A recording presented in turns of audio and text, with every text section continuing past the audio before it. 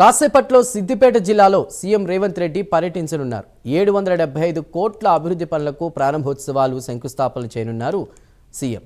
ఇక నంగునూరు మండలం నర్మెట్టలో 300 కోట్లతో నిర్మించిన పామాయిల్ ఫ్యాక్టరీని సీఎం రేవంత్ ప్రారంభించనున్నారు. సిద్దిపేట, గజ్వేల్ నియోజకవర్గాల్లో 475 కోట్లతో చేపట్టిన పలు అభివృద్ధి పనులకు వర్చువల్గా ప్రారంభోత్సవాలు శంకుస్థాపనలు చేయనున్నారు.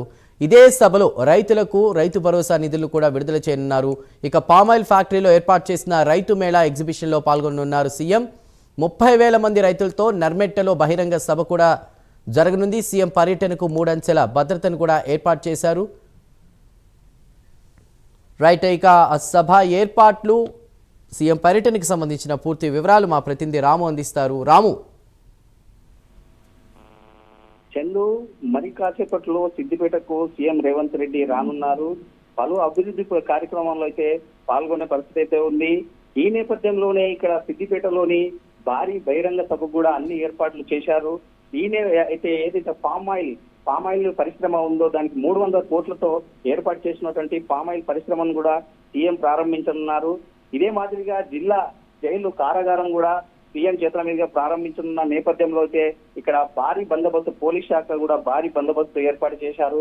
అయితే ఈ యొక్క ప్రారంభోత్సవాల అనంతరం అయితే సిద్దిపేట నర్మెటలో అయితే ఏదైతే భారీ బహిరంగ సభ కూడా ఏర్పాటు చేశారు. ఆ భారీ బహిరంగ సభలో సీఎం కూడా ప్రసంగించనున్నారు. ఈ నేపథ్యంలోనే ఇక్కడ ఏదైతే సీఎం రేవంత్ రెడ్డి పర్యటన సందర్భంగా అయితే సిద్దిపేట కాంగ్రెస్ లో ఫ్లెక్సీ వారైతే మొదలైందని చెప్పవచ్చు. గతంలో కూడా ఈ యొక్క ఫ్లెక్సీల వారితో ఈ యొక్క ఇరు వర్గాలు అయితే పోటాపోటీ అయితే ఫ్లెక్సీలు ఏర్పాటు చేసినటువంటి పరిస్థితి ఉంది. అయితే ఈ యొక్క ఆంక్షారెడ్డి, డిసిసి అధ్యక్షురాలు ఆంక్షారెడ్డి, అదే విధంగా హరికృష్ణ ఇరు వర్గాల మధ్య అయితే ఫ్లెక్సీల ఈ యొక్క వర్గ ఘర్షణ అయితే మొదలైందని చెప్పవచ్చు. సీఎం రానున్న నేపథ్యంలోనే గతంలో కూడా డిసిసి పదవిలో కూడా పోటీ పడ్డటువంటి మాజీ ఎమ్మెల్యే నర్సారెడ్డి కుమార్తె ఆంక్షరెడ్డి, అదే విధంగా పూజల హరికృష్ణ, వీరిద్దరి మధ్యలో అయితే పోటాపోటీగా అయితే ఫ్లెక్సీల వారు మొదలైంది.